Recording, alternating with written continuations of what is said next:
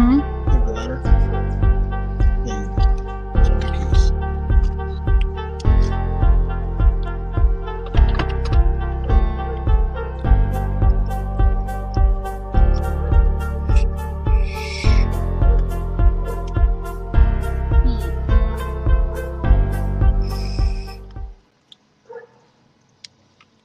Hey guys, we're live. What up? What up? What up? What up? What up? What up? What up? I'm sorry, but I fucking love this thing. The one hitter.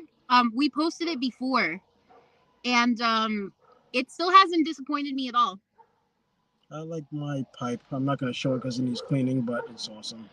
Yeah, but this thing feels like you're smoking an actual spliff, and you only need a little bit of weed. I'm not gonna show the whole thing because I have to clean it. But yes, Fine Federal hooked us up. Oh yeah, that's right. Fine Federal's the only black-owned dispensary in Connecticut, over in Manchester. I can't wait to see Jocelyn's or Shangri-La and Lady Jane open up. But for now, congratulations to Carnard Ray once again. Mm-hmm. And where is my spliff? So Stealth rolled both of these, right? And yeah, we're gonna light them. And we'll be coming back in a moment because you come in for a burger and you might leave with wings. Oh gosh.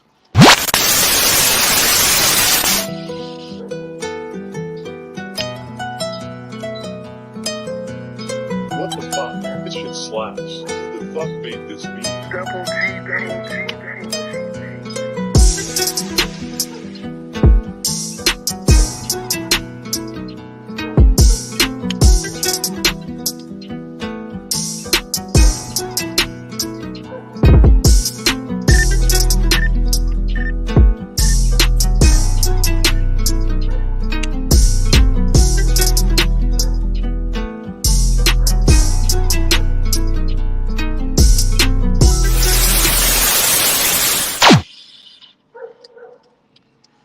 Okay, so I also got this thing from D&D Smoke Shop. It's a little... I'm not a cigarette smoker, but this is where I put my little pre-rolls. And yeah, I'm going to have to light this again. Goddamn. So there's been a lot of debate about what happened over in Chicago with the mother and the son. Yeah, let's talk about it because I've been having these discussions left and right. And naturally, as the one that always wants to be the neutral party, first and foremost, I am so happy that the charges have been dropped against them. Mm-hmm. It's realistically probably the most dramatic thing that can happen to a 14-year-old is you're protecting your mom, but you just took a life. I don't know. In that situation, I don't think I would have let my son shoot. I would have gone ahead and done it myself. But that, you know, these are all hypotheticals. That's the problem. I think the debate comes from how people view law and what's legal versus what's the right thing to do. Well, what apparently prosecutors thought it was legal. Well, it's not even that prosecutors thought it was legal in the sense that the circumstances outweigh what the law actually states, because the debate is centered around the word self-defense. Now, after the first shot rang off and the guy got hit, yeah, self-defense. But chasing the guy down to finish the job while the mom says keep shooting, not self-defense. However, under the circumstances, the way that she was attacked, the way everything escalated, and in the heat of the moment, and plus we're talking about a minor protecting his mother. Now, here's the thing. That mother is bugged out. Now, I can rock with them until then, and I don't believe either one of them should be in jail, especially the kid. I do believe that telling the son to finish off witnesses, and he's like, nah. So that kid's going to need a lot of therapy, and if anything, I'm glad that he's home.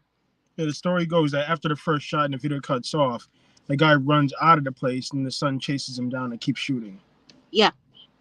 That's exactly what happened in the back. Yeah. So I'm glad he's a child, first of all. Now, despite that, now if you follow the law to the T like most states do, they would have been hit. But, and mind you. Nah, I think they would have been straight in like Florida or Texas. Now, mind you, Illinois has supposedly the toughest gun law in the entire country. No, that's us now. So, anyway, with that said, they looked at the situation as a whole and the moral implications because of it. That mother that was screaming for her son to keep going was probably more scared to death than angry. And I'm so happy that he's with his mom right now, but I think they both need to get a lot of help, They a lot both- of therapy. I'm so scared for what's going to happen to that child's psyche and emotions because what he did will be with him for the rest of his life. And if we don't do some sort of intervention now, then. Oh, hi, Bubby. Yeah, I'm back from DC. I'm pretty sure that it wasn't I want to say this. It doesn't feel real in the beginning, but and then learning that the victim had kids himself. oh, please, he was probably beating the mom. Still, I mean, yeah, his daughters probably loved him, but let's be honest with you, if he can hit a woman like that on his grandma, then I'm just saying, you know, it's best maybe that grandma take care of him. Grandma's now he's back with his grandma. Yeah, but Chicago as a whole needs a lot of help. That family is both those families are gonna need a lot of help. There's already been a study done for years on widespread PTSD in the city of Chicago, and it's a new phenomenon called collective PTSD. I mean, growing up in the inner city, we have I guess studies say that we have similar PTSD to children that grow up in war zones. And then I'm like, I've never really seen Hartford as a war zone, but I can comfortably go to bed hearing gunshots. Well, there was a story in one of the studies about a woman who lost her son to gun violence in front of her laundromat. What compounds the situation is the very laundromat that she lost her son's life is the same laundromat she worked at, and the same laundromat she had to pass every day to go to the grocery store from her house. So to live with that, she actually had to quit her job because it got to the point where she would have anxiety attacks just stepping onto the grounds. That's hard. You know, when I think about like what we've done, what's happened in our communities, I'm like, I don't know. I was in DC this weekend. I just came back yesterday. Well, today, this morning, yesterday. And you know, I got to speak to people from like over 37 states this weekend. And a lot of people were from Chicago, to be honest with you. I got some good Chicago weed. So if you ever go to Chicago, it's okay to smoke. Well, I don't know if it's legal over there, but I do know that they have some, you know, good trees. And they spoke a lot about the gun violence and how they just want to bring people together. One of the people, he's an elected official, his name's Darnell. I met him while, you know, he was marshaling and stuff. Well, right before marshaling. And he was telling me about the events that he puts on together to bring the community together, right? And I'm like, we need more of that because we don't have the village anymore and it's hard. So I think because we're the adults now, maybe we should be bringing that village back together. It's our turn and our responsibility. We are the village now. We used to be the underlings in the village. Now we are the village. Yeah. And So pretty soon we'll be the elders of the village. and if we don't put on all these community events now, bring the community together, it's gonna be a little difficult. That's why I like that more and more people are learning about stuff like Juneteenth. More and more people are participating in Kwanzaa events. More and more people are interested in Black history, Latino history. There's more emphasis in people wanting arts in the schools again, music in the schools again, and not just here in Connecticut, but a lot of places in the United States, even in the territories. You know, kids score better in math when they're exposed to music. There's just certain parts of the brain that need to be exercised. That myth about using 10% of your brain comes from somewhere. So while it may not be factually true, music stimulates certain parts of your brain. The arts stimulate certain parts of your brain that keep the other ones fresh. The mural in Hartford, right? This mural that now has been the center of controversy. It was a labor of love. And it's amazing to think that twice in a row the community came together and created beauty. Yeah, there's this one asshole who desecrated it for a moment. You know, people painted over it. But there were so many people. It took so many hours, and you know, bringing the community back. Everyone was happy. They were creating something together, and that's what the arts do. So yeah, we do need math, but we also need arts. We need love. We need music.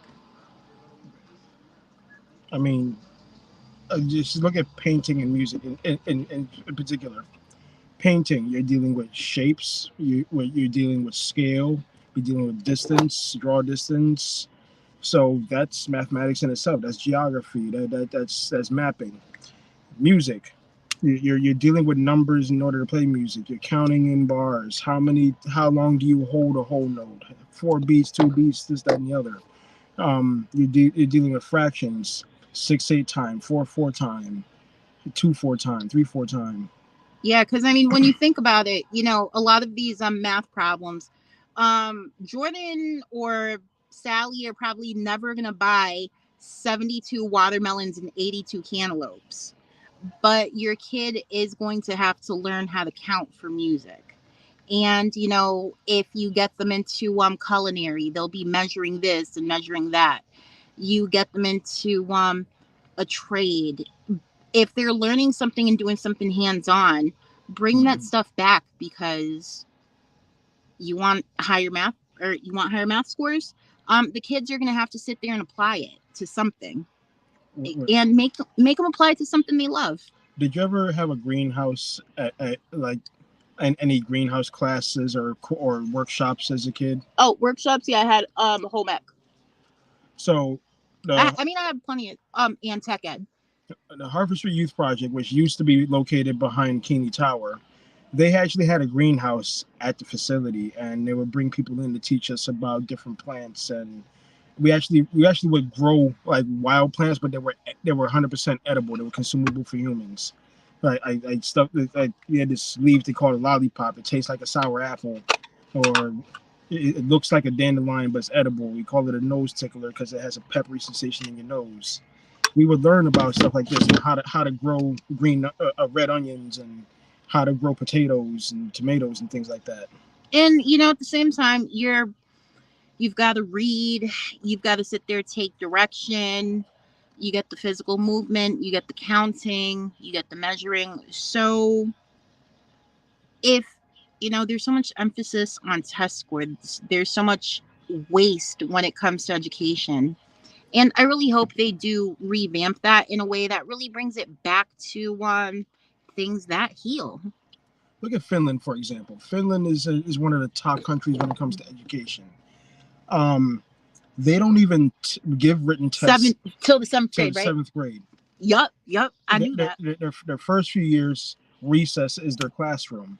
They learn how to socialize with each other, how to take directions from adults and each other, how to share, how to play, how to take notice of things. I am so happy that we went to kindergarten back in the 80s.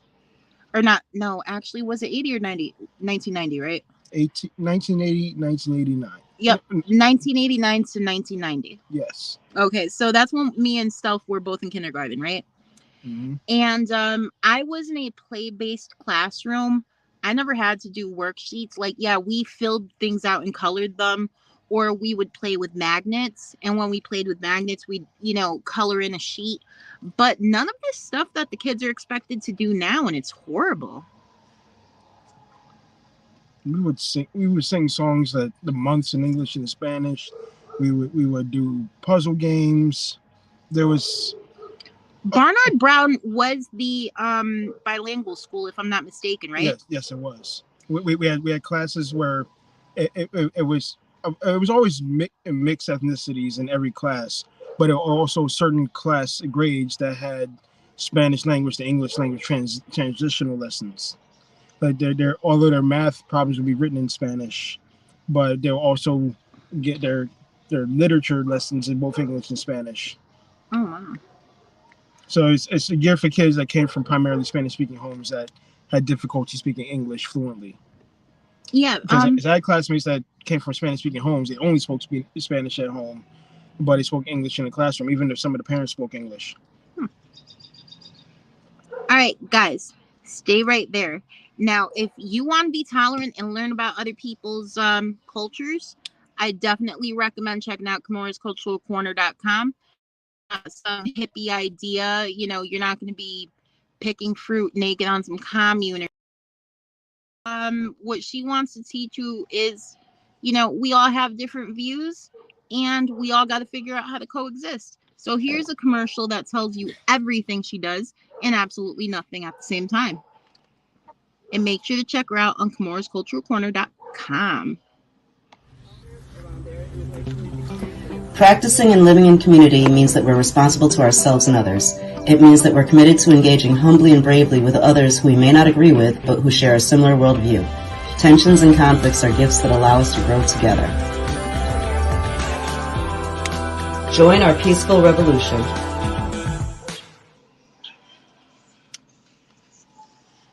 And we're back.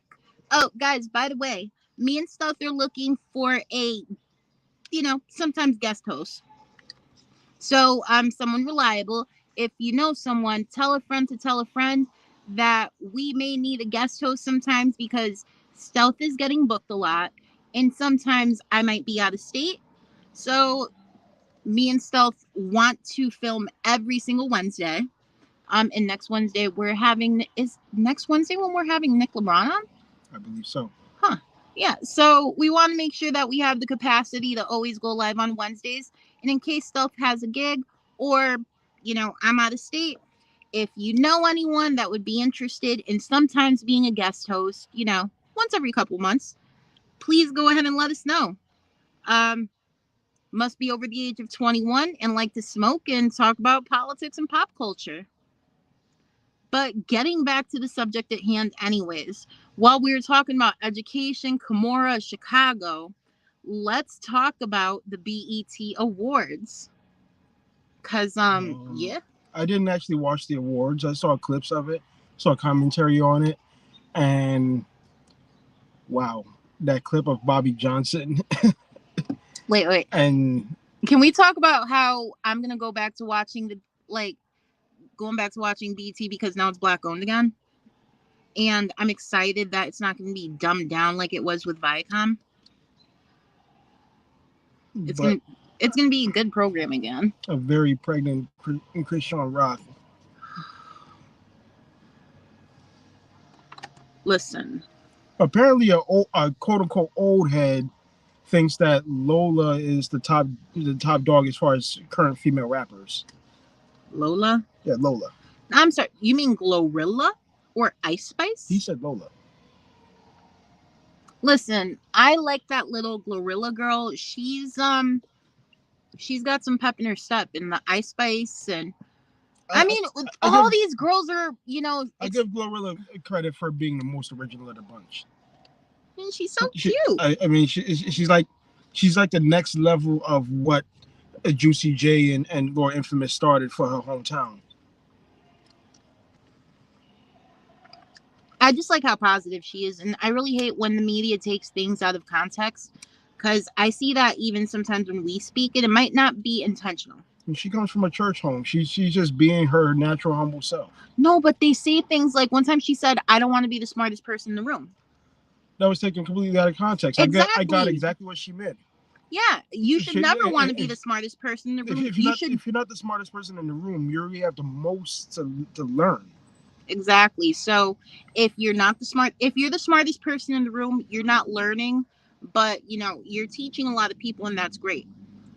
But if you happen to not be the smartest person in the room, that means everyone, you know, you're there to learn. Right. So Glorilla wants to always be in rooms where she can learn from others.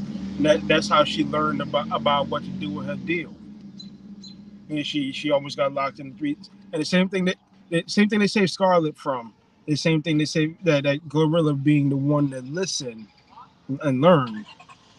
Probably saved herself from it. She probably have a long career just like The Nicki Minaj's, the Lil Kims, and the Remy Ma's of the past. Well, Definitely. I mean, Nicki Minaj is still the current. I didn't mean to say that her life is over, but I'm just saying. I'm sorry. Here's the thing.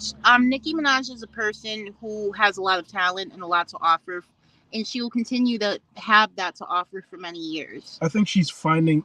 I think not as an artist, but as a woman, is finding her comfort, and that's actually helping her stay in the game. I want her to relax.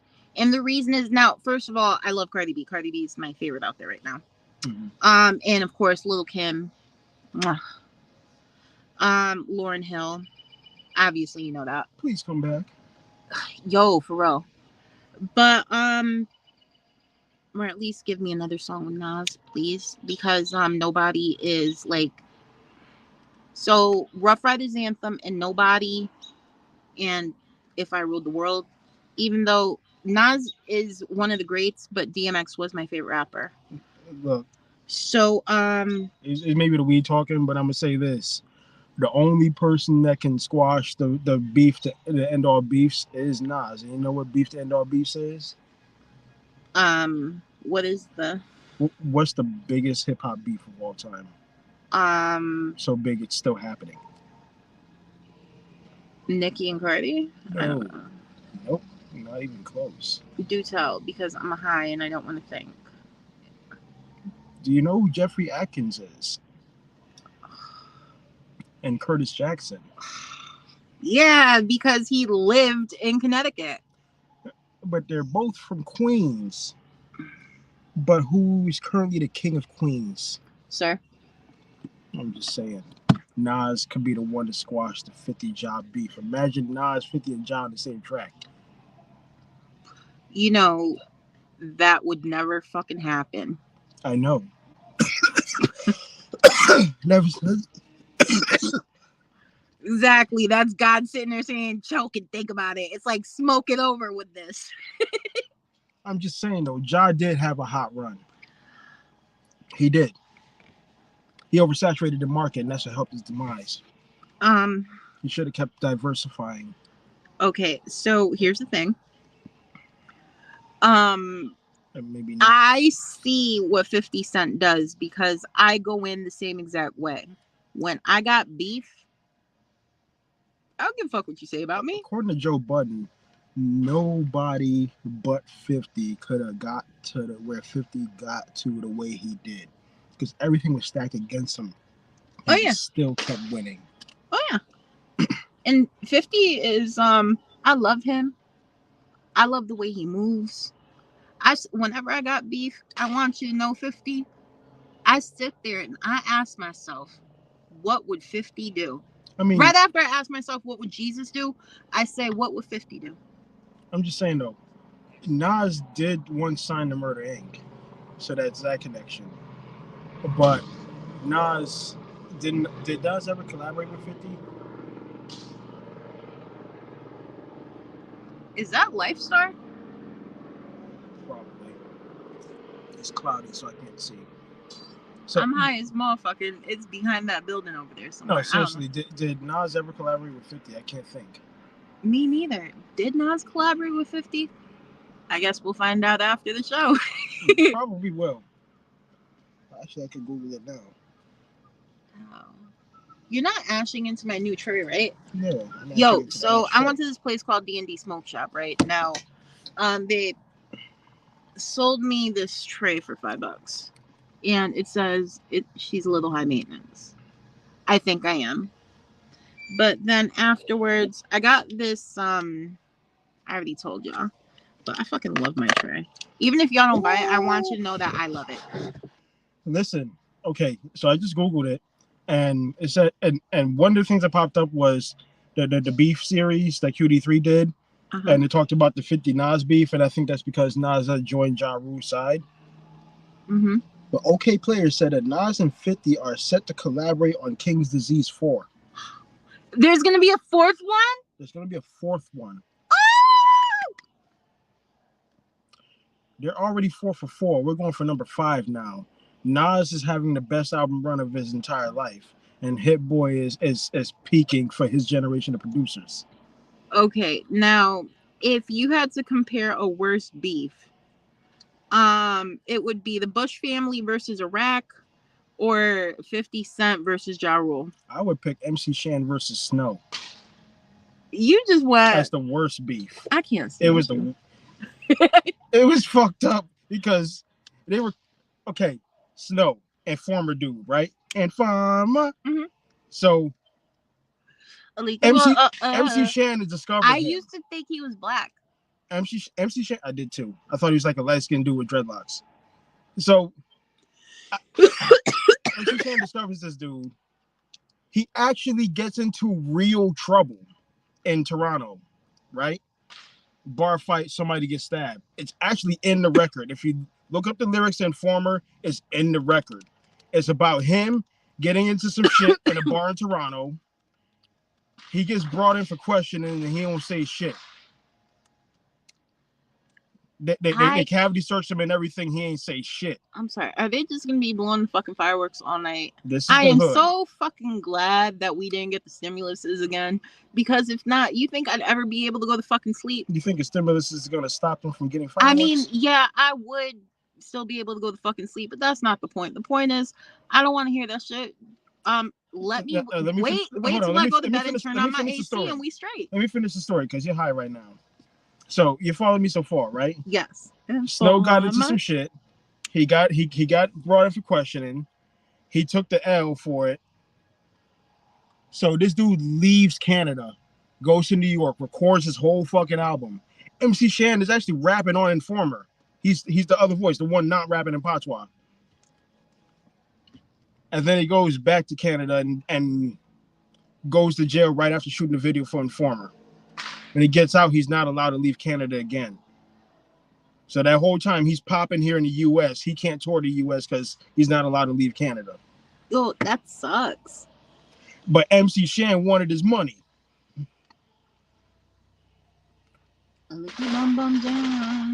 MC Shan wanted his money, so he started, after promoting the dude, started shitting all over him. Oh, Lord. I still don't understand exactly what. Yo, can we put some weed in this shit real quick? I want to hit it. Do you have weed? So, yeah. That was the wackest beef ever. And it was after MC Shan already lost to KRS-One. Yes, that's my opinion. He lost to KRS-One. According to popular opinion, he lost that battle. Only to later do a Sprite commercial with him. But that's not what killed his career. Yo, I feel so bad for fucking squirrels right now. I think he was trying to use Old White Boy as a launching pad to get him some flavor in the 90s. And when he wasn't getting, and when the record company wasn't giving him the money, he started going after Snow.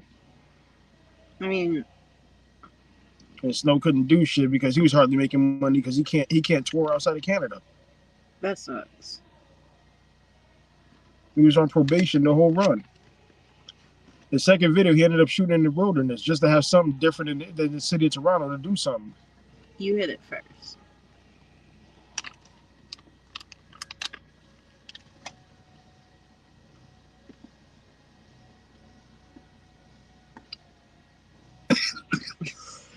I have way too many fucking lighters, yo.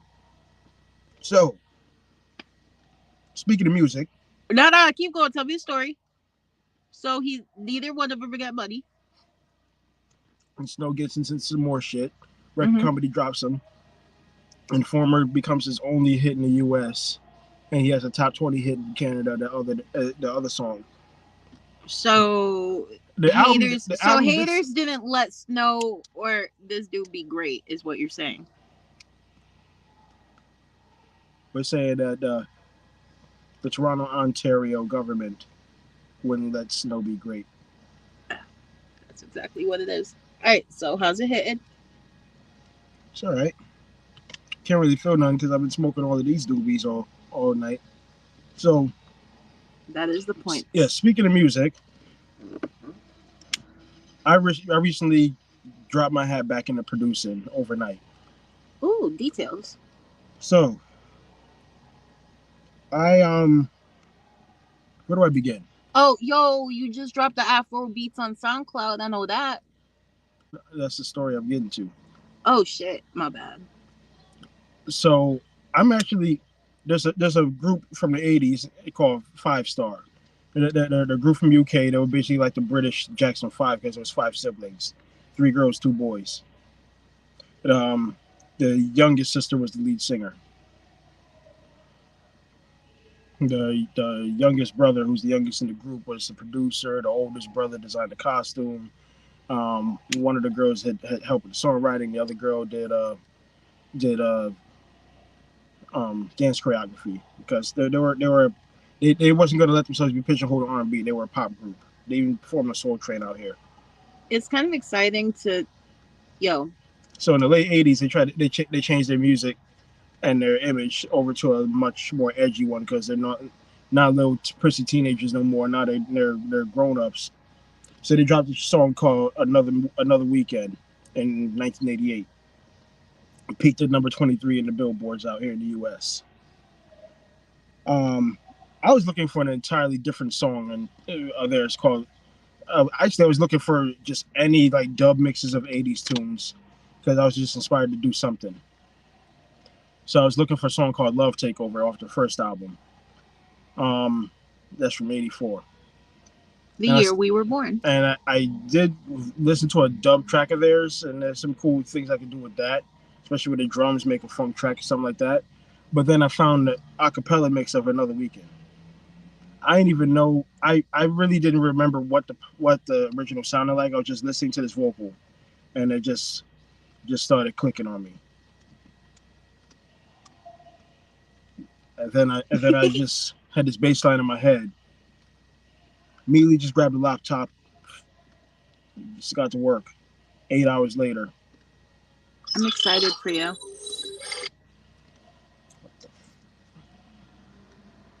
I'm excited because you've gotten like so many plays, but because it's actually like good. I really do hope that the next mayor recognizes too the talent that we do have in the city, and I hope that each one of them, does talk about a possible plan that they have for things to do within the community. So we need to have you know way more visibility when it comes to things that are going on. So the city needs to announce everything. It's like, yo, can we please get a directory of things? There's so many overlapping efforts that people could combine. We do our best ourselves to repost community events, but damn, yo, there's so many. Like, I really wish that there was like a person who scheduled these things and had like a community calendar where organizations would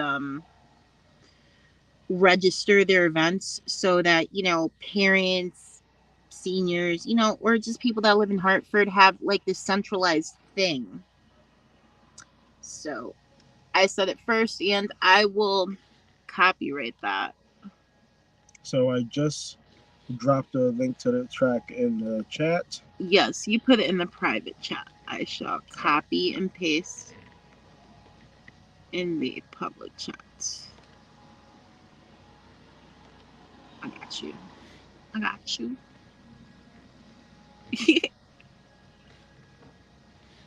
More post comments. Y vamos a ver cómo se hace. It's a bit different, huh? Yeah, very different on a phone. Let's see. So we have it on this. I'm really excited about